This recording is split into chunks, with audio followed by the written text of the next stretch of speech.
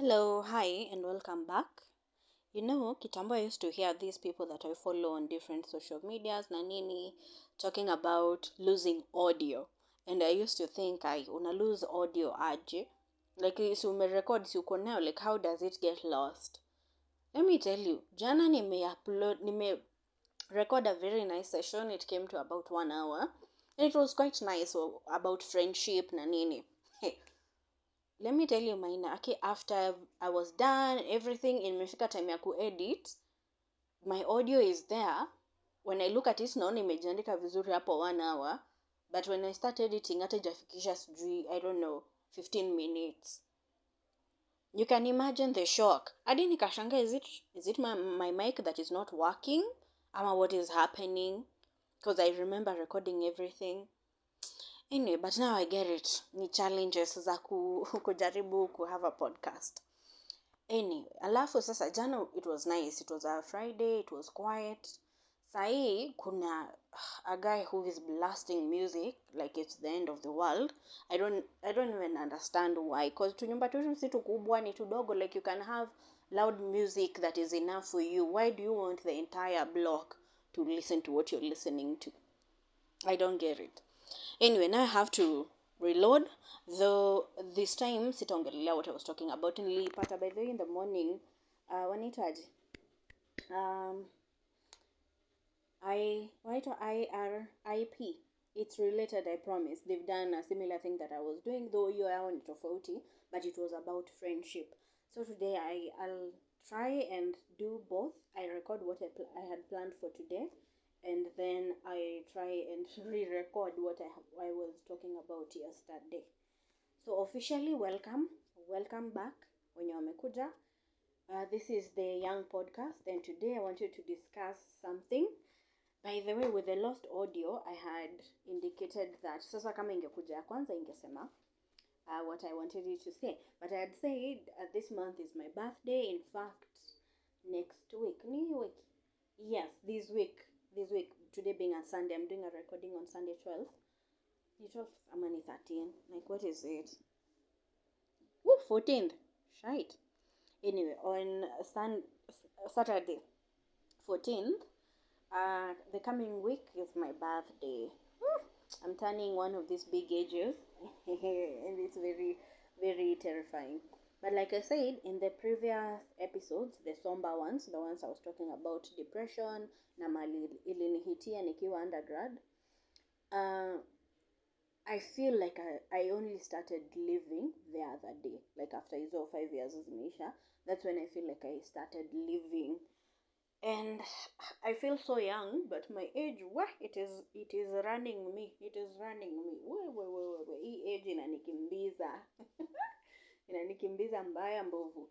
But technically, mentally, I feel like I started living the other day. Like ile you're living, you're not just surviving. Because up until I finished that period that I took to take care of my mental health, I always felt like I was surviving. Like I was just surviving, waiting for the next day to come. If it doesn't, fine. If it comes, okay. But after nimepitia hiyo period, nimemaliza hizo issues za mental health na nini, learned how to live with my demons, I feel like I'm comfortable, like I'm living, I'm enjoying each and every day at a time. So this episode was technically letters or notes I would love to live my 18-year-old self. By the 18-year ndio the period when I think my mental health deteriorated kabisa, where it was just worse. By the time I turned 18 years, that's when I was like, I need to take a step back from everything so that I can at the very least, see if I'm going to continue with this life or not. So these are things I think I would have loved to hear when I was 18 years, when I was going through what I was going through. So hopefully this time aki audio itapotea, because where that one was, it was crazy. It was crazy. A whole 1 hour. I feel so betrayed. Anyway, now the first one. So these are notes to my 18-year-old self. I'm my under 25 self. And the first one is to listen more. My biggest challenge was, still is, but was, I never listened. I remember one of my older brothers telling me, I'm too fast. If I'm having a conversation with someone, before hata umalize your thought, nimekumalizia. Like if you're talking about something, you want to run, do this and that business, I'll start finishing the sentences for you. I'll start giving advices before you're even done. So my 18-year-old self, you don't know everything. Because I think ile kusoma, because I'm always reading books, I'm always listening to educational podcasts. By educational, I don't just mean the mainstream education, I mean even streetwise na nini vitu kama hizo. I've always wanted to be in business, so unapata a lot of businesses. I've read a little of everything. So mtu akiniongelesha about a certain business, I have a few ideas that I'm so eager to share about the same, because I've not been able to implement it. But what I would love to hear from someone back then, he was telling me the other day, like a few, like last year, I think last year, to to stop being too fast. Niache kuongea na yeye, kumpeleka haraka when we are having a conversation. So this is what I wish I was told when I was 18, and it's listen more. Probably someone told me, but I wasn't listening. Listen more. A lot of people say a lot of things, and it took me a lot of years to finally understand, even when someone says a certain thing, they might not mean it. The other day, kwa job, we were arguing with this chick about something, and with this over 25 brain, I was able to deduce that she was not actually arguing about what we were arguing about. Unaelewa? Like someone can say, argue about maybe ulikuja ukakanyaga something, it wasn't intentional or something. Like, I'm just giving an example. This is not what we were talking about. Like ulikuja ukakanyaga something, and they are coming to you, you're talking, like iko na too much emotions that ulinikanyagia kitu fulani, do you know, it's even sijui my mom, sijui, like hiyo story yote imekuwa kubwa. And then with my over 25 brain, I'm like, this chick is going through something that maybe ni difficult, and I'm not helping it by doing whatever I had done. So I stepped back like a few days, squeezing. Nimekuwa champion. I stepped back, like I gave her a few days until she was able to calm down. And when she initiated a conversation with me, because I was like, mi ndio nimekukosea, I don't want to just come and start having a conversation with you if you're not ready to maybe even talk to me. So I just, when she started a conversation with me, I was like, hey, by the way, what happened the other day, it wasn't intentional. It wasn't something that I was doing to hurt you. Hii ni kitu tumezoea tu, like we hang out, we talk about these things. These are things we've done before, so I didn't think this time round it could have hurt you that much. And she told me, kuna boda ilikuwa inapita hapo na makelele. Anyway, she told me what was happening na nini vitu kama hizo, and she went into depth kidogo. And the funny thing is, I was actually in a position to even help her out of what she was going through. So like hiyo kusikiza msee na kuelewa, like this thing that is happening to this person, ama this conversation that you're having with this person is not just that conversation. So kama hivyo inasema, let's say for example we're arguing about a socks, that person is not just arguing about that socks. If you listen well, you will get to know more about what this person is actually trying to tell you. And my 18-year-old self never listened. Like sikuwa na hiyo time. Before hata ni take time hii ya go into my 5 years of depression, I was even nilikuwa nasema I'm a bookworm. I love reading, I love listening to podcasts na nini.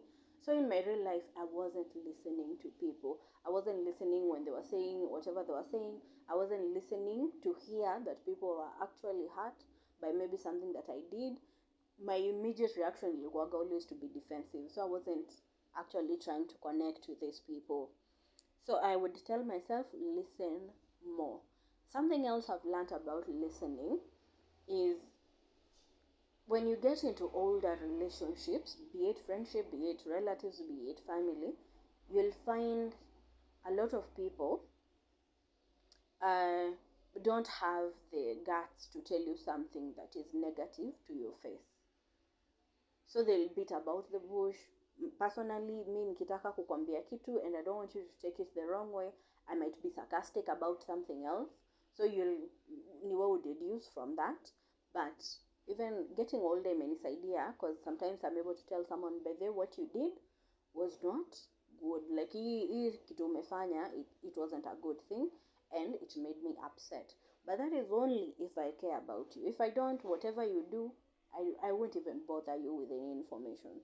So ndio kitu nimekuja ku notice. A lot of people, if they want maybe to end even a relationship, they won't just come to you and say, wacha to end hii. Mimi nakwambia leo sijui kama ni mashetani ama nini, but ni vile ni sato, like everyone is just blasting their music. Anyway, like they won't have the guts to tell you so and so I want to end this relationship. Personally, I don't mind it. Like I'd rather you sit me down, because I used to be that kind of person. When I'm going to sit you down and tell you this and that is not working out, let us just part our ways. I'ma give each other a break for some time. Kitu nimekuja ku notice with adults, they don't like telling you these things. So ni wewe ujigesie. And me mwenyewe hiyo time sikuwa na time ya kuguess and beat about the bush trying to figure out what someone is saying. So my 18-year-old self, listen more. Listen. Sikiliza watu vizuri. You'll get a lot, you'll learn a lot, you'll know what boundaries people are setting up for you. Ndio usikuwe in a position where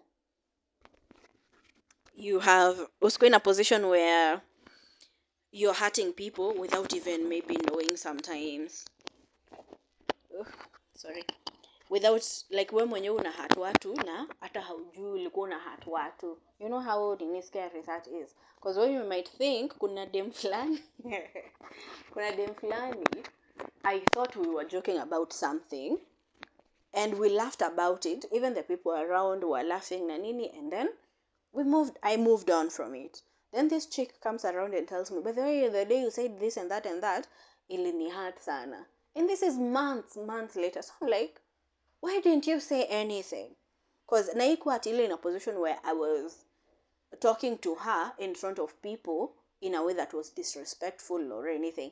I just made a comment that upset her, but she was laughing.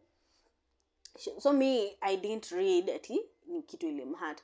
I would rather, at your time when I was talking to her, for her to say, by the way, that one was not nice, and immediately I could have apologized and we could have moved on from it. Na inakuwa easy even for me moving forward to know what boundaries not to cross. So unapata, if you don't listen to people, well, Hannah, at 18, listen more. You'll learn a lot of things when you listen more. Then, just to piggyback on that, take note. Watch and learn. Take note, watch and learn. It's a piggyback. It's like section A, listen more. Section B, take notes. A lot of times I never did. And I think a lot of teenagers or young adults, they don't do this. I've seen this iki affect even my younger cousins na nini. They don't, like, ile kabisa unapata mtu, they're not learning from the environment at all. They're not watching and learning. They're not wako tu making mistakes over and over again. Inakuestia a lot of time. So for me, I'd tell myself, my 10-year-old self, listen more, take notes, watch and learn. A lot of times, maybe someone who you want to follow their path, kama ni career or whatever, kama ni family, vitu kama hizo, they will, if you watch them closely, you will learn a lot more than even your vitu zenye utafunzwa uko shule. You will learn a lot more. Siku hizi nimekuwa kuna best yangu anafanyaga hobby ya watching people, ama people watching, where you can sit somewhere and just watch people, not ile ya creepy, ile ya peeping Tom, just sitting anywhere in public, people are walking, is it a park, is it whatever, she does that a lot. And one thing mi vile nimeimplement hiyo yake ya watch and learn is, if I see someone in a relationship or a career I would want to follow, as an adult nimekuwa niki watch, like I watch their pace kabisa, ile keenly I read the emotions, I read whatever is happening, whatever conversation that they are needing, I'm there watching. Like hata ukiniangalia naweza kaa kama ka stalker, but see it in our follow ni every time we're just around each other, I'll find myself watching them so closely, the way they talk, the way they dress, the way they address people, the way, kama kuna time fulani, by the way, we at this function and my boss was there, and this guy who is also a boss for another business comes over to say hi. And sisi hata akili yetu, because it was just a function na nini, na kuna kiti empty, so I was thinking this guy was just coming around atusalimia akiti, and then they have a conversation with my boss. And the funny thing is, immediately this guy got to where my boss was. Luckily luckily sikuwa nimesalimiwa kwanza, everyone alisalimiwa, and this other boss alikuwa ameketi, but vile alifika kwa my boss, who is like, it's the boss of everyone else who was sitting down, my boss got up and greeted this guy with a lot of respect. So I was like, that is quite interesting. Because meaning ngeketi too, because I'm thinking, so you're just going to sit down either way. And this is not even a formal function. Like, meaning endelea kuketi too. But now, after my boss stood up, everyone else who was greeting now this other boss, after my boss stood up, including myself, like tulisimama tukamsalimia with respect. Hizi ni vitu zenye as an 18-year-old I would not even care about. I would have just sat down like everyone else. But watch and learn, then it teaches you a lot, and then it elevates the person that you are. Unaona sisi watu tumetoka shags, by the way. I hope someone is listening mwenye ametoka shags, akona ushamba yote. I hope you're listening. Even if it's one person, I just hope you're listening. Vile umetoka shags, you have the wisdom of shags. But when you come to tao, kuna uwerevu ya tao. Then when you go to corporate, kuna uwerevu ya corporate. Corporate is an entirely different world. So usikuja na ushamba yako. Hata kama uko na hiyo ushamba, ita take time kabla itoke, but watch and observe everyone around you. So ukienda kwa place kama a business where, let's say a company where they have a certain culture, maybe it's not even your culture, but watch and learn. Like kila mahali unaenda, watch and learn. Kuna watu tumekutana nao in this nini, and wacha hata niwachana na hiyo kukutana nao. Kuna now learning from my bosses, like I observe what when I want to follow in their careers. You don't have to be my boss, you just have to be someone mwenye naona you can benefit me in one way or another, either by teaching me something, learning from you, or maybe even creating a connection. And unapata the lessons, vile nilikuwa nasema, the lessons that you learn from these people, they elevate your status without you even knowing. So I've observed a few people here and there, and in terms of corporate, what when you corporate world, and I've tried to nini myself to gear my the way I talk, the way I interact with bosses, the way I carry myself. I've tried to nini that to incorporate what they do into my life. Unapata kuna time nilienda a certain interview to a certain company, and the minute I walked in, which is I'll never forget, the minute I walked in, I said hi, I asked for the person. I didn't know the face of the person who was supposed to interview me, but I knew it was a lady. But when I walked in, it was a gentleman. So I was like, hi, I'm so-and-so. I was coming to do an interview with so-and-so. Is she around? Nimeambiwa nikuja kwa hii room, so I don't know what's supposed to happen after this. And the guy was like, he was on a call. So he was like, okay, just give me a few minutes and then I'll be with you. And I just sat there and waited for him to finish the call. And then when he was done, he was like, which position are you coming to interview for? And I told him the position. Kitu unafaa ujue ni I'm not that like my career ija progress sana. So nini zangu juzi ndio nimeingia, inaitwa mid-level management. I'm not sure if it's middle level management or lower, but I think it's middle, because I'm managing people. I'm managing a person who is also part of the management. So I think it's middle-level management, though I'm not so sure about it. But anyway, this is the time I'm getting there. So your time at naenda for that interview, I still wasn't anywhere near managerial level. I was just entry level. But when I told the guy the position I was coming to interview for, he was like, no, I thought unaweza fit the position I think you can fit best ni hii manager, like to manage a sales team. And I was like, okay, but I've even sijui vizuri the sales strategies and protocols. These are things I'm still learning. No, I'm not even telling him. I'm just thinking, how do I even start now managing people? Because sales is already hard. Like, how do I even start managing people? And I was like, okay, that's quite interesting. If it's open, if the position is open, what are the requirements? We started discussing it. We got into depth about the position, hizo vitu zote. And then eventually I was like, well, I would love the opportunity to be in the managerial position. I don't think I'm going to be impactful in that position that much. But in the real sense, what I wanted to say, hata kama unataka nikuwe manager, and then you're going to pay me whatever you're saying you're going to pay me, and this thing is, the math ain't mathing, because the money they were offering, ndio nilikuwa nadhani they'll offer me at the entry position. So you're telling me you want me to be a manager, to manage a team, and it's hectic. Managing people is a hell on earth, plus uko na sales na targets zako. So you want me to have triple stress, but for a third of the money. But anyway, that interaction, him thinking like, I'm not going to interview you for that entry level position, I'm going to give you a managerial position. I think it came off from learning how to talk to people in corporate, learning how to, like, watching the people that I look up to. Kama kina Just Ivy, I love Just Ivy. I love the way Jules is. I love her. Like, I love the over 25 panel yote. I love it very much. But looking at the way they talk, the way they address, looking at someone like, looking at someone like Just Ivy, the way she talks, the way she addresses people, like akona hiyo confidence na akona, what is it called?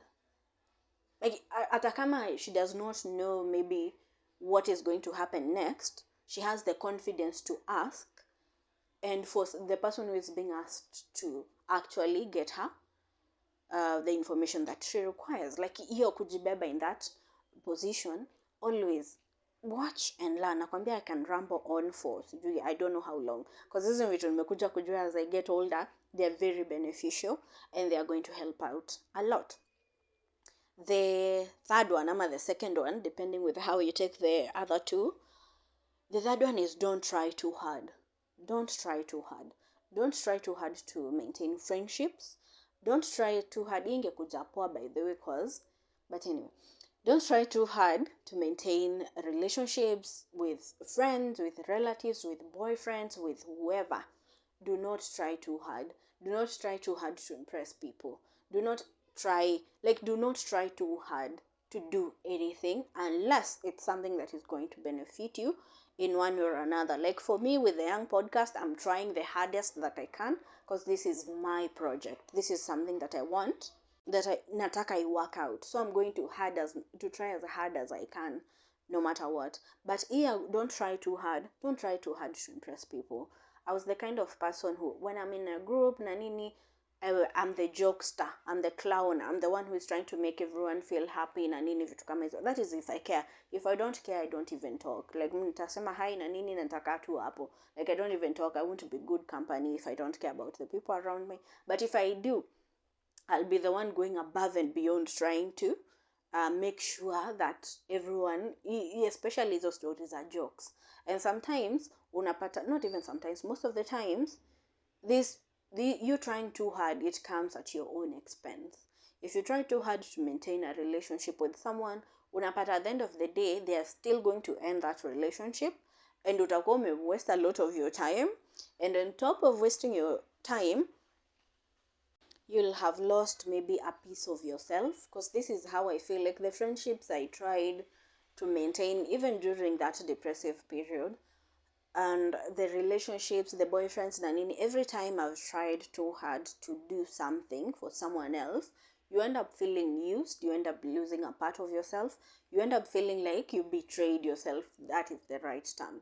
You end up feeling like you betrayed who you are, and you lose focus of who you are, because you start doubting yourself. Kwani I'm not enough, kwani I'm not this, kwani I'm not that. So don't try too hard, don't try too hard, even when it comes to your career. Kama haijipi haijipi, don't try too hard to force things, unless ni vitu you're passionate about, vitu mostly private and personal, and things that are about you, about yourself. Like kama ikikuja ni kuenda gym and you need to lose weight, try the hardest that you can. Kama ikikuja ni maybe loving yourself, love yourself as hard as you can, but don't try too hard to maintain connections. The people that want to connect with you will connect with you no matter what. The people that want to stay in your life will stay in your life no matter what. Mi nimekuwa na friends wenye, in the real sense, like kama ingekuwa ni something that was what can I call it, if it was something that was to end, it could have ended a long time ago, because I'm not an easy person. I won't even lie to anyone. I'm not an easy person at all. Na nimekuwa na friends who've gone to battle for me, with me, so that I can come out of these phases na nini. So don't try too hard. The right people will stick around, the wrong people will just drop off. At the end of the day, there is nothing much you can do about it. The other thing I'd love to tell my 18-year-old self, though this one I think she knew, it's only that a lot of people take advantage of it, it's saying that you're too young. You're not too young. Ukiwa 18, 17, 16, 17, 18-year-old, you're not too young. And fortunately, in our culture, African culture, Kenyan culture, hiyo age au bembelezagu ile kunaanzaga kuambia wewe ni mtu mzima. But a lot of people, Gen Z, my younger cousins na nini, I see them doing or making a lot of mistakes, unnecessary mistakes, with the notion that I'm too young. I'm too young. Ati you're not, inaitwaje, you're not well versed, so you're allowed to make mistakes. You're allowed to make mistakes, fine and good, but you're also allowed to suffer the consequences of your mistakes. So if during that period you decided alcohol is going to be your vice, just learn and make peace with the consequences of you being an alcoholic at a young age. Itakuja kukubite in the ass. Like you can't be in itakwaje. You can't have rights and not have consequences. So if you're saying you're too young, but you're going to the clubs every night, maybe you've decided to have sugar daddies and whatnot, these things are going to come back to bite you in the ass, and you have to be ready to suffer the consequences. So hii inatag bado na ile ya kwanza, listen more. Saizi if I was, let's say, a mom to an 18-year-old, which means I would have given birth to them when I was 10 years old. But anyway, if I was a mom to an 18-year-old person, or even younger, I'm sure I would be having a lot of conflict with me trying to tell them, don't do this, don't do that, don't stay out at night, don't hang out with this type of friends, don't do hizo vitu zote. I'm sure we'll be having that problem, because I was the person mwenye sikuwa nataka kuambiwa. But even when I didn't want to be told, I was also the person mwenye alikuwa na middle child syndrome, ile yenye a lot of people don't remember who you are. So hakuna mtu wa kukuambia don't stay out at night. I remember sometimes I used to walk home at 3 natembea kwenda nyumbani 3 a.m. sijui nini usiku, hizo vitu zote, and no one. But anyway, that is a topic for another day. So even then I knew how to be accountable to myself, because either way no one was accountable for that. So hiyo nilikuwa najishughulikia. But any 18-year-old, any 16, 17-year-old, 13, whatever the age, know that every decision that you're making is going to haunt you. it's going to need to give you some consequences either immediately or later in life. So you have to be ready. Hakuna ati you're too young. Hata kama you're too young, you're going to suffer those consequences. Maybe hata ukiwa older. Nasikia kama nasema consequences funny. Anyway, hata ukiwa an older person, these consequences are going to come after you. So either way, listen to people, listen to the older people around you, listen to people with more experience. When they tell you someone is bad, majority of the time, they're trying to protect you, especially if this is a parental figure or something. If they tell you someone is bad, listen to them. Listen. Juu hiyo nini, utakuja kulia na jicho moja. There is a family friend of mine who is on this path. She's 17, 18 years. Who is on this path, na hii path ya hataki kuambiwa, hataki kuongeleshwa, hataki kufanya anything. She's drinking all the time. She's hanging out with the wrong people. She's taking drugs all the time. And the funny thing is, no one is going to be, like, hakuna mtu atakusaidia kusuffer hizo consequences. No one is going to help you out if it gets to a worse position where maybe even cheesy, because drugs can do that. Hakuna mtu atakuja kukushikilia mkono ati tukue kwa street na wewe. So you just be accountable and be accountable and be ready to face your consequences. Hata kama you're a teenager, you're whatever age you are, just know these are things that you need to listen and know consequences. Ziko tu hapo na ziko na meno, they will eat your ass. Anyway, the other one was something I would like to tell my younger self, my 18-year-old self, is friendships. I just needed to go back to a topic on its own. Friendships have to be intentional, and the older you get, the more you realize that friendships are time consuming and they're emotional, and it's okay to be in that position. Like, ni lazima ukuwe intentional with the type of friends you want to keep. You have to be intentional with wanting to spend time with your friends, and itakuconsume a lot of time. But at the end of the day, these are the people that wanakushikilia mkono here and there when you need help, when you need guidance, when you need a place, hata kuvent tu yenyewe. I remember there's this person, hata kama saizi we don't even talk, like you'd think we are strangers, but I kept him around as a friend because I used to use him to vent and to brainstorm things that I wanted to do in my life. Of course, nilikuwa over reliance, and some of my friends were like, "Do you have to stop? You have to stop over relying on this person, because if he steps back and anaweza kuacha hanging, what are you going to do? Like, you need to stop." I used to use him to, like, I intentionally maintained that friendship because I needed someone I can vent to, someone I can talk and brainstorm things or decisions that I needed to make. So, notes to my younger self: friendship za kitambo, za utoto, ile tu someone is your friend and that is it, they're going to end, and you have to be intentional with the friends that you want to keep and the people that you want to be around, and be ready to consume a lot of time with your friends. Hiyo hakuna any excuse. The other one is this is a huge lesson that I've learned by being over 25.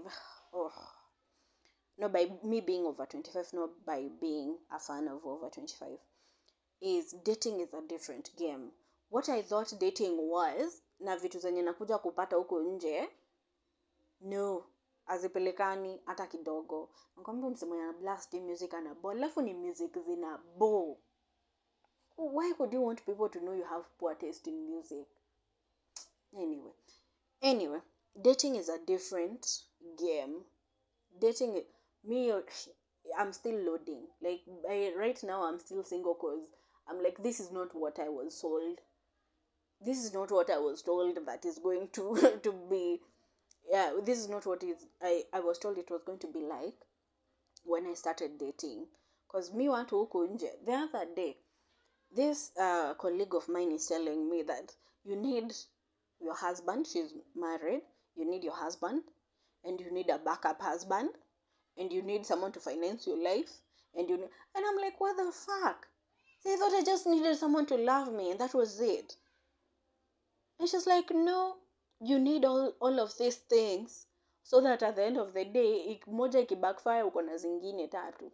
Na nikasema no wonder niko single, cause mi nikipenda mtu nimependa huyo mtu tu, like I close my eyes to everything else and it never crosses my mind to even cheat or have a conversation, a different type of conversation. Like mi nitakuwa tu kama like, I love you, love me, that's it, we are good, let's move on with with our lives. That is what I thought it was. But huku nje, after she told me that, I also asked another colleague, you're in a relationship that is quite serious and you people are even planning to move in together, are you also doing? And she's like, yes, you need that one that is serious. Then you need a backup of that one, and you need someone, and you also need someone who is going to facilitate your life ama take care of your life. Na nikasema no wonder mi tunafanya kazi na wasichana wameng'ara, the things they are able to afford and do, I'm not even coming close to that. Kumbe hii ndio strategy. But anyway, my mind is still trying to reconcile what I thought dating was with what I'm being told dating is, so that I can eventually maybe date someone. I don't know. Because me, I don't think I can be able to do that. But wacha tuone. Anyway, my 18-year-old self, dating is a different game. And I wish you can connect with a lot of people who are in relationships. Because back then, like I said, I just cut off everything and I decided to focus on myself. So I'm hoping an 18-year-old person that is listening to this will enter in the world of dating with open eyes. With open eyes, like the person that you might end up with at a maybe a backup of a backup of another backup. So even you need to maybe have some wanaitwa pending, unafaa kuwa na stock. Hata kama kuna vitu ziko kwa display, uko na stock yako you can fall back on. Cause so far me, I didn't have anything to fall back on. So vile niliachwa kwa mataa, niliachwa nimezubaa hapo 4 years later, bado nimezubaa tu nikishangaa like, what the fuck. But anyway, dating is a different game, and I wish that you can have the assistance ama the help of someone who is in a good relationship to guide you through everything and tell you actually what was going on in this dating world. The other one is something that I wish I note to my 18-year-old self is be exposed but be safe. I used to be I used to choose being safe, like honestly saizi na ni vile ni my job requires me to do that. I was the person who never went out, never went clubbing. To date I don't think hata nimeingia club unless ni hizi za mnaenda kumeet na your older uncles and whatevers, and actual uncles, I don't mean sponyos, I mean uncles, like relatives, mali wanaenda kupeleka kula nyama when you discuss things, vitu kama hizo. I can say those ones nimeingia, na I think club moja tu Thika Image, na hiyo ni after kwetu kumepotea maji, so we went there to use their loose. Anyway, so I chose to be safe sana, na saizi napata kuna gap between people my age and myself, because they are very exposed. So vile nasema, like the previous point, the things that I'm learning about dating, I'm like, since when? They are very exposed to these things, while me naingia into the game, I'm like, I'm finally here, I want a husband, I want to settle down, I want to have kids, I want to have my career, I want to have. And then you're learning kuna layers to everything. There are layers to everything. So I wish my 18-year-old self would choose to be exposed, yes, to learn the street life, to like go out with your friends while they're going clubbing na hizo vitu zote, go out, enjoy it. And at the same time, I don't mean to go and get drunk na nini, like enda out, be exposed, ona watu, learn from people, like what you're exposed to as much information as you can get out there, so that usikue mjinga kama mimi. At this old age of mine, I'm learning that I don't know a lot of things. So be exposed but be safe. And I'm also not saying be exposed like you dress half naked. Dress however you want, however you're comfortable. but be exposed in terms of information, in terms of learning. Be very exposed, but be very, very safe as well, because at the end of the day, easy advice ni za wewe ukiwa 18 years, but right now you're doing them while you're headed to your 30s. Like, we need you alive. We need you alive and living. The other one was intentional networking. This is also pigging back on the be exposed and be safe. I didn't do a lot of networking or creating connections with friends. With, like, I didn't do, siku create hizo connections na watu sana sana during that period. And I wish, even when I was going through what I was going through, something that I wish my 18-year-old self would know is, you need to create intentional networks and intentional connections. Kuna friends of mine who are very exposed and were able to create these networks, and ukiangalia the type of life they are living, ukiangalia the type of connections they are having, ni kitu very, inaitwaje, it's something that I admire and I wish I had it. Cause, like, one chick we went to school with, I came to learn later, sijui ni friend ya Rachel Ruto. Si Rachel Ruto, Charlene Ruto. So I'm like, but I knew you. We've hung out a few times. So I'm like, maybe if I created that connection with that friend, that classmate, Inge, maybe it could have been, right now it could have been maybe beneficial or something. There's also another friend who is also into politics, but I didn't create an intentional connection with her. So vitu zenye anafanya na nini, there are things I also think could be beneficial, but we don't have that connection. Like, we're not that, your type of friendship for me to just jump out of nowhere and say, hey, by the way, I would love to be connected to so and so, I saw you in a photo with them, vitu kama hizo. Ako kadem kamezurura hii Kenya. Anyway, so my 18-year-old self, intentional networking and creating connections. Please do that. Hiyo ndio itakusaidia. Kama mimi vile nilikuwa nasema tu, the jobs I've gotten that have actually been beneficial, I've been connected by people. Like, someone tells you, please drop your CV here, they're actually looking for a job and I recommended you. Please go talk to so and so, wanafanya job na nini, wanatafuta mse wa job, sema ulininiwa na so and so. The job I'm currently at, I think it's the first job I just sent a CV blindly and I got a call back. But hizo zingine zote, it's always a connection, it's always a network of people who are like, you can get here, you can get there.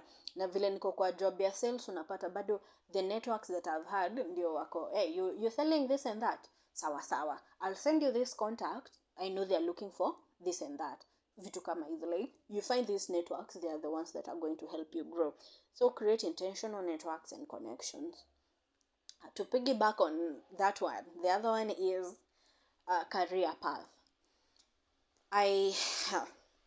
Before I got to campus, well, I turned 18 when I was in campus.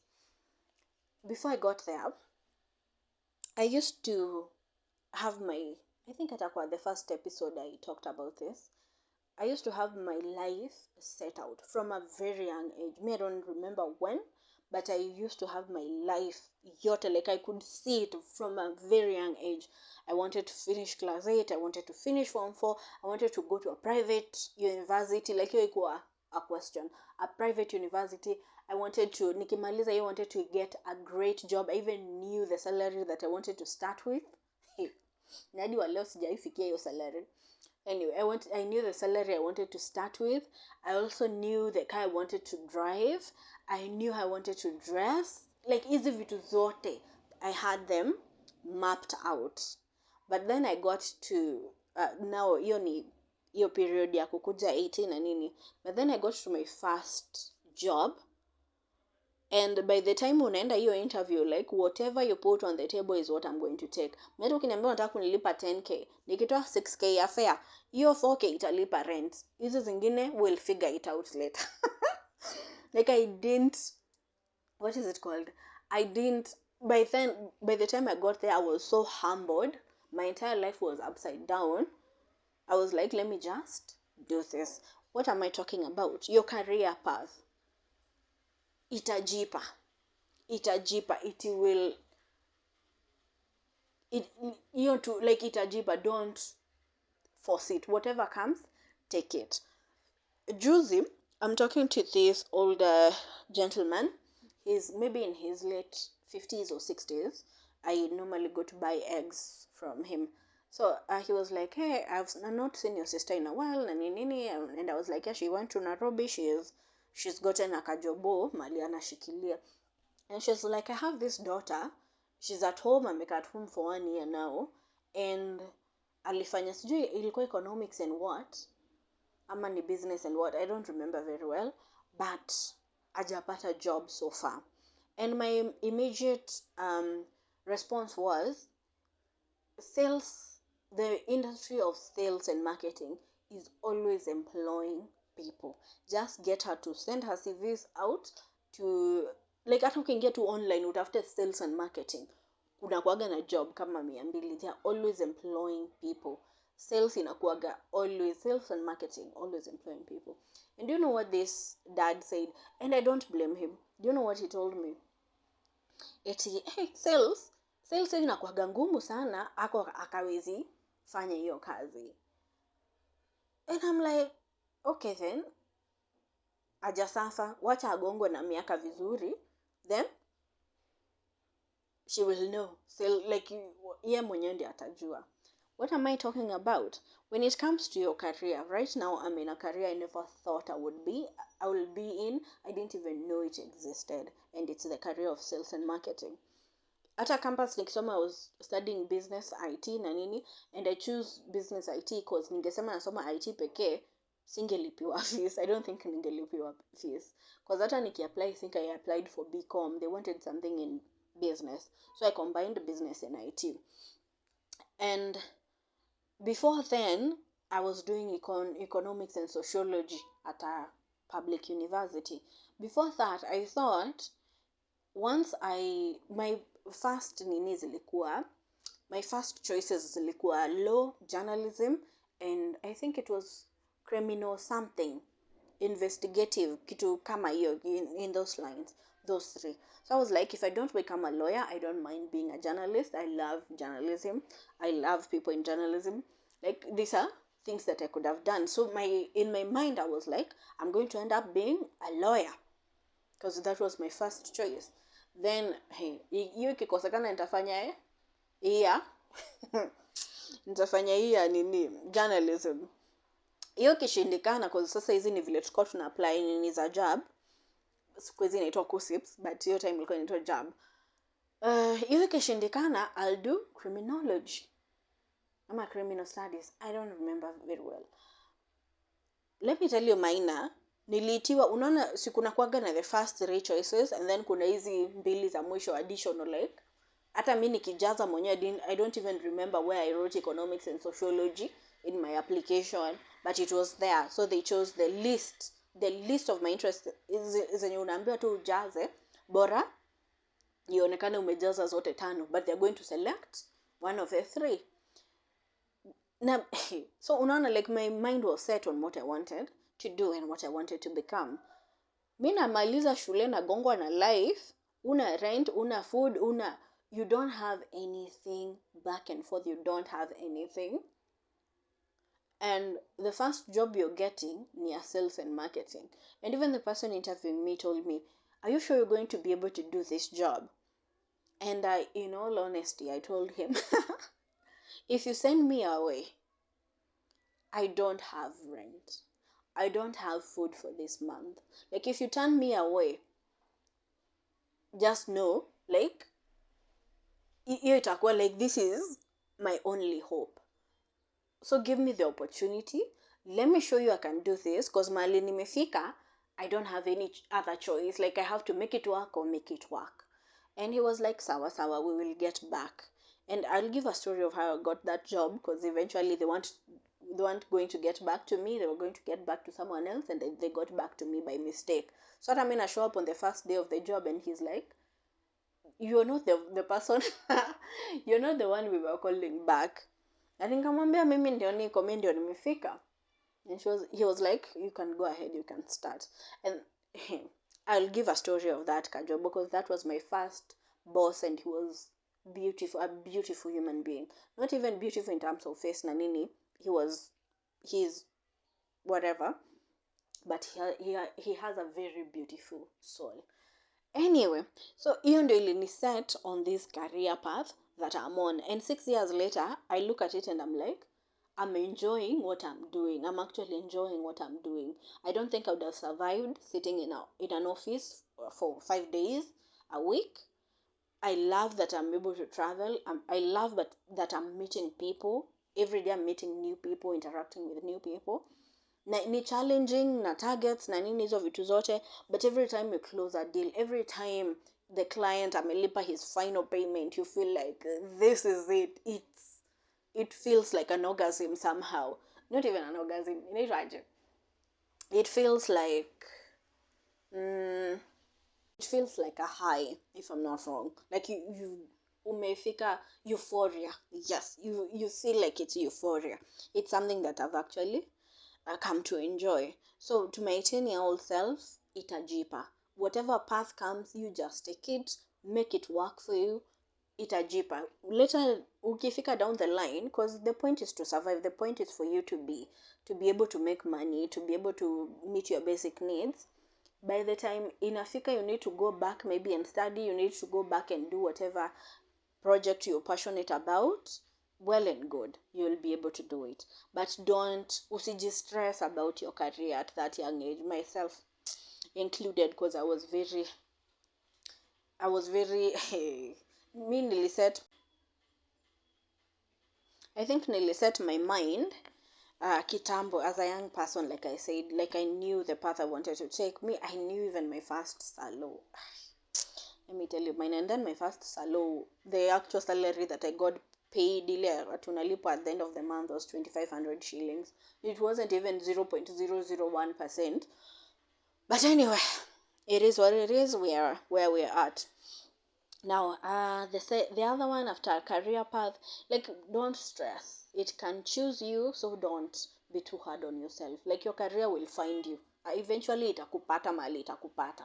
Because unaona kama vile nilikuwa nasema napenda journalism and marketing na vitu kama hizo. Like right now, I'm starting this project at the Y.A.N.G podcast. I've had channels and podcasts before, but this time, when I'm starting it with the background that I'm having in sales and marketing, the networks and the connections, it's something that I'm starting to enjoy. Like I feel like it's also something that you can grow into. Like it's quite nice. So your career will find you. Mali itakupatia, no problem. The other thing I'd love to tell my 18-year-old self is don't be ashamed to be confident. Because me, self-confidence, I don't think I've lacked in my life. I've always, nimesema mara kadhaa, I've always been the kid who, if something didn't make sense, they were able to raise their hands and say whatever had happened wasn't making any sense. Like confidence has never been kwambia leo hadi zile tracks nakwambia tuk calls za job. Anyway, what was I saying? Like I've never lacked self-confidence from a young age, but I've been made to feel so bad about myself for being confident, because a lot of people, I think, when you're confident, make uncomfortable. I don't know why. I don't understand it, because I don't think I've ever been in their shoes. I prefer someone who is confident. Having a conversation with someone who is confident, you don't have to second guess what they're saying, thinking that maybe wako shy or something. Mtu wako confident, like you can tell even when you're having that conversation with them, it's actually something comprehensive. I have different type of friends. Kuna wenye wanakuwaga shy na kuna wenye wanakuwaga quite confident, and they are able to speak their mind and tell you what is going on.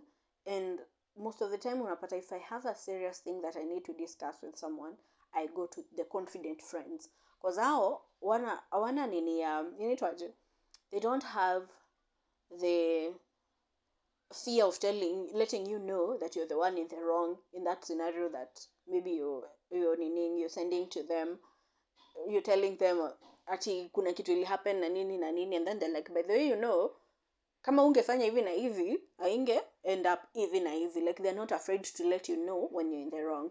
But when you're having a conversation with, like, I've been made to feel so bad about being confident hadi inafikaga mahali you start second guessing yourself, like, are you in the wrong, are you, like, what is wrong with you, hadi unaanza kuwa closed off, because that is not who you are. You are a confident person, you're born like that. Unapata you start closing yourself off. So I'd tell my 18-year-old self, just be confident. Of course, don't be rude, don't be, have self-awareness. Hiyo ni kitu I've also lacked.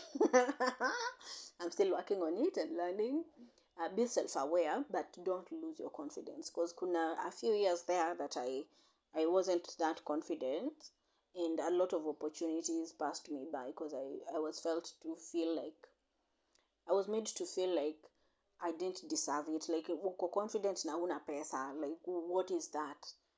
Hiyo kitu sijui mbona inaumaga watu. Like, si uko tu confident hata kama una do, hata kama just be confident. But unapata a lot of people, if you're confident and vile nasema hauna do, it will bug them. I don't know why, but just be confident. The other one isn't as sema mbio mbio, because naona my 1 hour, but we can go even to 1 hour 20. Anyway, the other one that I would tell my 18-year-old self, take the step back. Because when I started that mental health journey, I wasn't sure about it. Like I said, I didn't know I was doing a mental health journey. I just knew I needed to take a step back. And I think if everything was aligned, if I was listening to myself right now, I would have even done it maybe nikiwa 17 years. Like, I would have done it when I was even younger than then. Like, you're taking a step back. Be confident in it. Take that step back. Take all the time you need to figure yourself out. Because at the end of the day, I'm happy. I'm the person that I am today. Mimi nakwambia leo ni kama sijui shetani ametumwa. Sasa anahonkia nani? Anyway. Yeah, like, you take that step back. Take those, however long the years will be. Figure yourself out. I'm happy. I'm proud of the person that I am today. I'm still battling my own demons, but siku hizi tumesikizana. We have an agreement and an understanding. Kila mtu alikula mkate nusu, si wote we are running the government. Hata kama we are suffering, we are running the government. Hakuna kusumbuana. So, take that step back.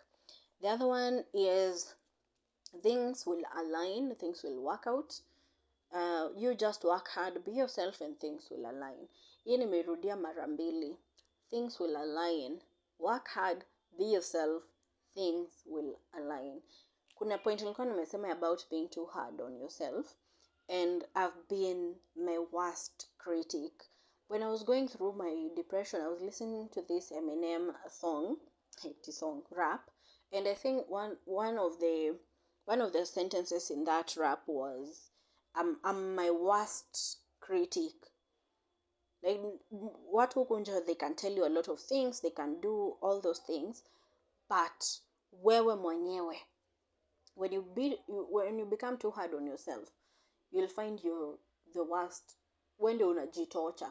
Like, right now I'm saying, I made peace with my demons. My demon is just me.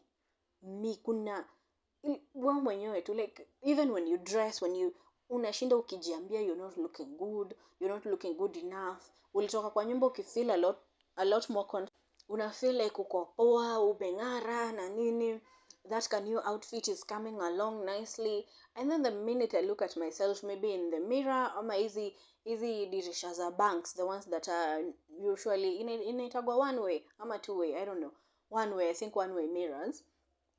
And then you look at yourself, and immediately I start telling myself, God, you don't look good. Your outfit haijatoka vile ulikuwa unataka itoke. Like, hizo vitu zote, don't be too hard on yourself. Things will align.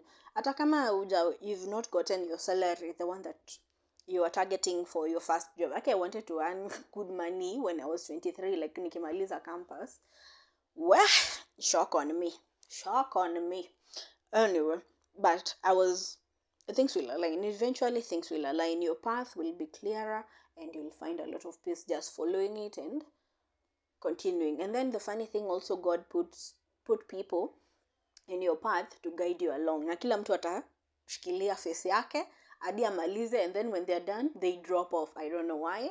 And I'm going to use my last situationship. I don't think this was God intended, because of course we did a lot of things that were ungodly, but he played a huge role in the career that I eventually ended up in, like in sales and marketing. He was the force behind me going, like hata hiyo after nimeambiana huko kwa nini, the minute I started recording ni kama tuktuk zimeanza kushindana, sijui maboda, sijui na huyo mse mwenye ana honk, ule mwenda wazimu wengine wa loud music. I'm just like anyway, like this person came into my life when I was finishing campus and starting now working, starting the work life, going into the corporate world. And even in my first interview, when I'm saying just give me the opportunity, I'll do my best. Immediately I got home, I was like on the call with him.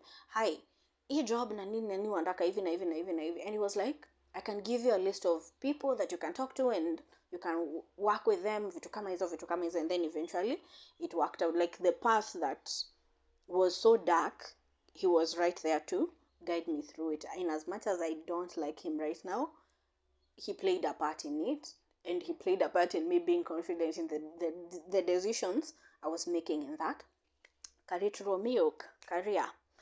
So yeah, things will align. The right people will fall in your whatever at the right time.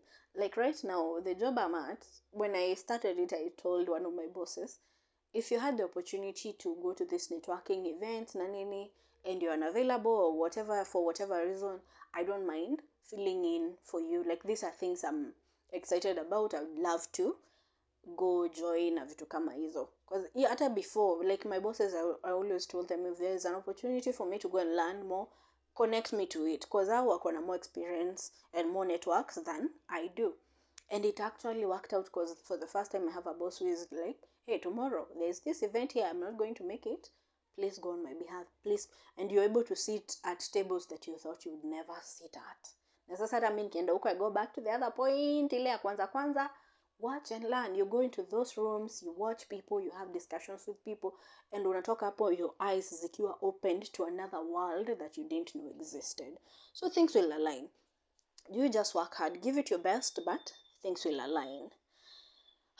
The other one, there's more information about everything in the world. My 18-year-old self, don't be a less one.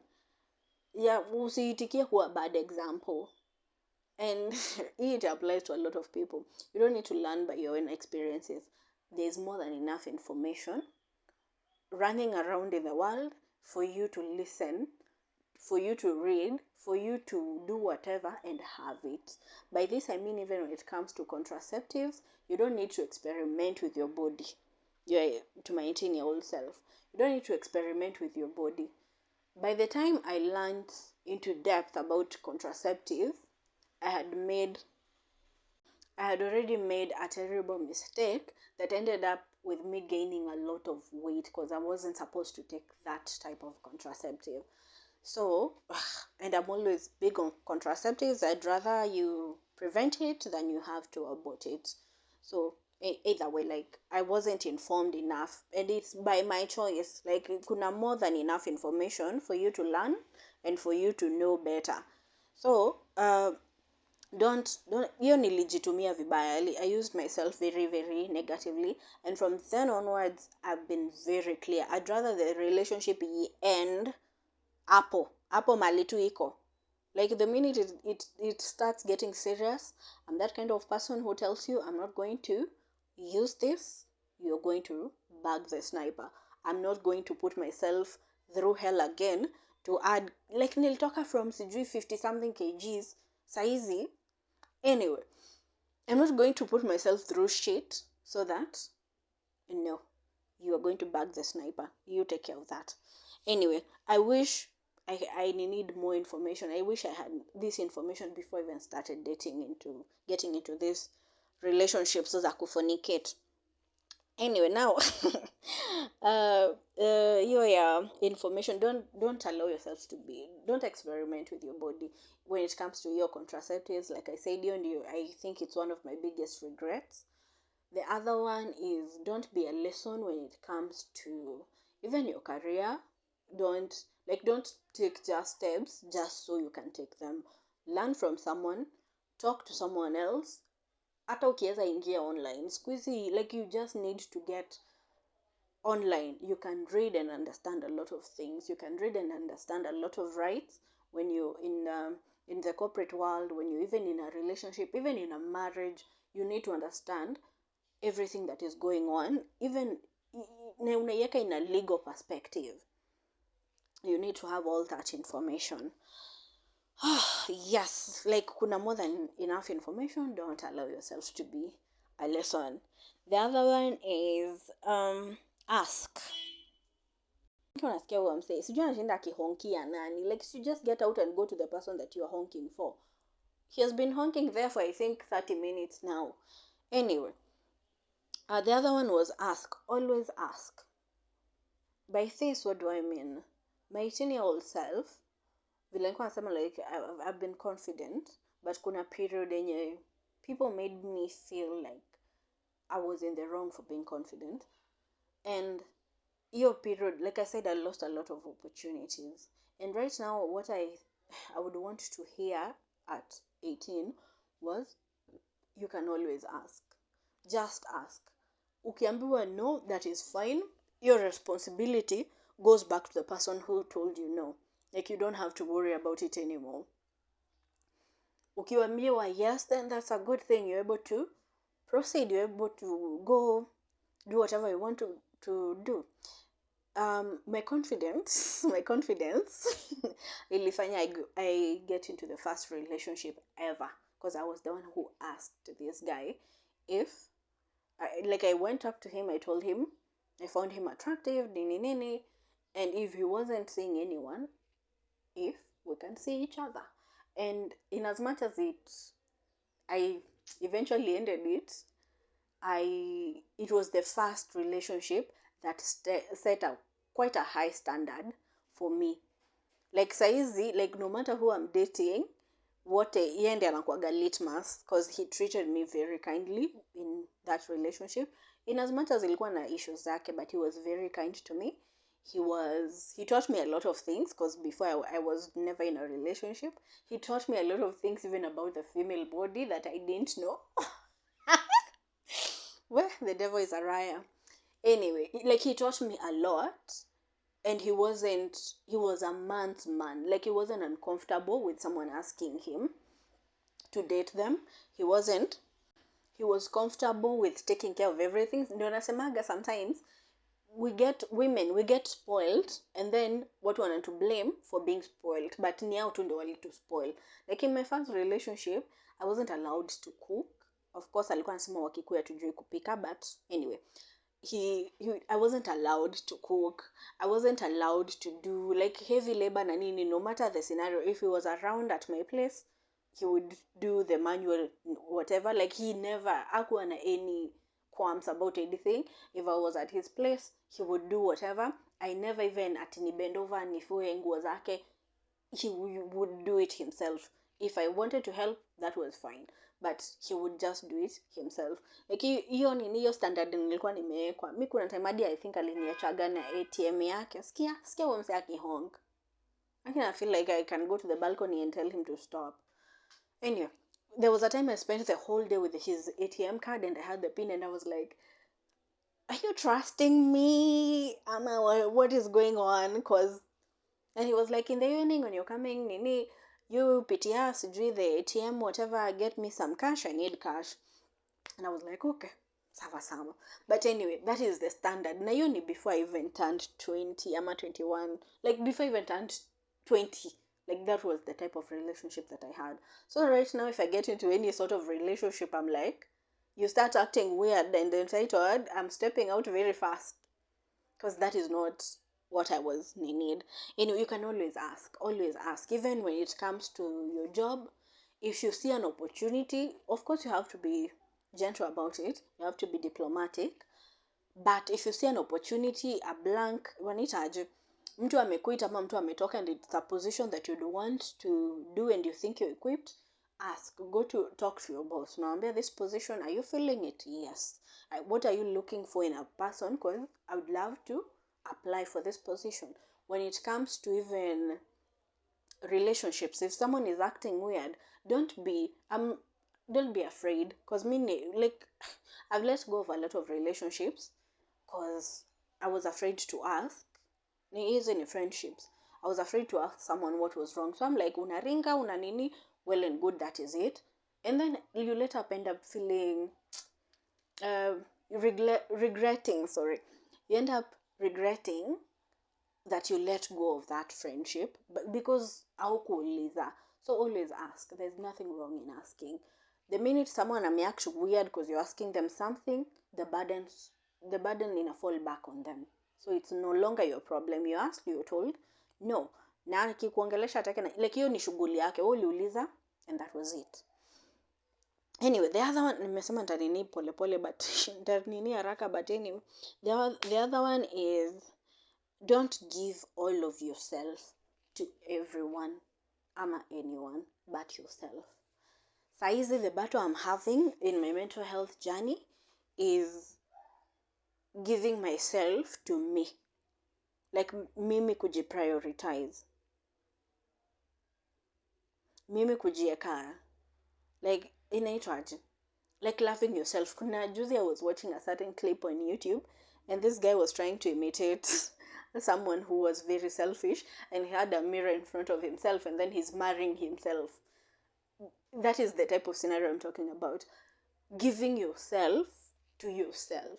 You're here to live. When mwenyewe umekuja hapa kuishi life, don't give all of yourself to everyone else. Ujisahau. Don't give yourself to relationships, to boyfriends, to friends, to family. Don't stretch yourself too thin to the point where you're not even enough to hold yourself together. So just imagine, wiki tumekuja kurealize, because this is what it's something I've gone through, is you'll end up regretting that you give yourself to people that you weren't selfish, and the people hata ukijaribu kuambia, but I did this, I did that, I did the next for you, but they're like, that was not even enough. I didn't even notice you did this thing. I didn't even notice that was you. Like, wewe umeenda umebeba vitu, my God, you've carried a lot of problems. Don't worry with my R's and R's. Zote zikichanganyika, just know mimi msapere. That is life. Anyway, now you end up giving yourself to people and they don't even acknowledge it, and you end up carrying a lot of luggage. I'm a baggage. I think baggage is nice because baggage in a sound negative. You end up carrying a lot of baggage within you for things that they don't even, au hata wakumbuki anything like that. So my 18-year-old self, don't give all of yourself to people. Don't, in as much as you can, be the one who is hugging yourself first before you start stretching yourself to other people. The other one is, this one I learned from Nini Leaks from The Real Housewives of Atlanta. I love it. It's my guilty pleasure, and I'm glad it's the last one. Is the sweetest or sweetest relationship is with the people that love you more than you love them. And Nini vile alisema you have to, anyway, what she said was, men have to love you a little bit more than you love them. And kitambo I used to think that was such a negative thing to say, like, if you love each other equally na vitu kama hizo. But kitu nimekuja kujua, relationships zenye unapendwa, they are quite nice and juicy, especially if you're like me, because me, I won't have a relationship with someone that I don't love. But nimekuwa in a relationship where I love people more than they love me, and you end up feeling like you end up feeling like you're the one who is doing everything all the time for them. So when I learned what she actually meant is, you have to be in a relationship where you're loved. You have to be in a relationship mahali unabembelezwa, unapendwa vizuri. And this I wish I knew when I was 18 years, because I wouldn't have wasted, like in the last relationship I was talking about, whatever it was, I wish I had applied this statement to it, because I really loved that guy. And the unfortunate thing, I didn't think he loved me as much as I did him. So haikuwa hata na equal footing.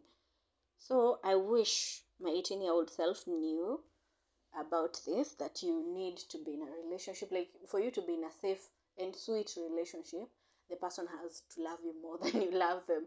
And I don't mean that you don't love them. You love them either way, but they have to love you more. They have to be obsessed with you. See you from Netflix, but they have to love you. Because I've seen a friend of mine who was in such a relationship. Unfortunately, let me not go into depth, but anyway, she was in such a relationship, and hakuna kitu ilikuwa inanibamba kama kuona sijui bwanake amembaia chocolates na nini amemletea, sijui bwanake amembaia nini na nini amemletea. We used to eat them, because either way, like, she was a generous person, but every time the husband got an opportunity to spoil her, he did. And it was such a beautiful relationship to see, that no matter what, whenever they were around, whenever they were hanging out, whenever, he was not afraid to show people that he loved her. And we dem all along, ni ule dem amekuwa like, this person loves me, let me see where this one goes. Like, ako hapo tu, anampenda, yes, but not, I don't think it was exactly as much as the guy loved her. So finally tumefika mwisho, nakwambia tumenini tukipost the total amount of minutes, it's about 1 hour 16 minutes 17 minutes there, but hii kitu tumerecord for like 3 hours kutoka sijui 11 what, because of these tuk-tuks and sijui music and what not. But I'm glad we've come to the end of it. I'm just hoping this audio won't get lost. I'm glad we've come to the end of it, and I'm hoping as I celebrate my birthday, I'm going to do it solo. If someone, of course, wants to celebrate with me, that would be nice. But this year I decided to just do a solo thing. I was hoping to go to inaitwaje, Panari, to do ice skating. But hiyo nilikuwa nataka kwenda na msendi ani video, because that is something that is on my bucket list. And then after that, I was hoping to also go to, what is it called? Either Java or CJ's, and not even to have anything fancy, just a cup of coffee and a cake slice, ili tu kujitreat, alafu niwaambie waniwekee kando kwa hiyo keki so I can blow it and make a wish. Just something nice. I was hoping to do that. I don't know if I'll be able to do it. Tumekuwa quite busy, and then nimekuwa na some needs, so some money have gone to that venture. Anyway, while record this on my birthday week, it might go up in towards the end of September or beginning of October. I'm glad you listened. I'm glad you're here with me. So thank you for listening. And if you're able to share this with someone who might benefit from it, please do. Otherwise, I'll see you in the next episode. Thank you for listening.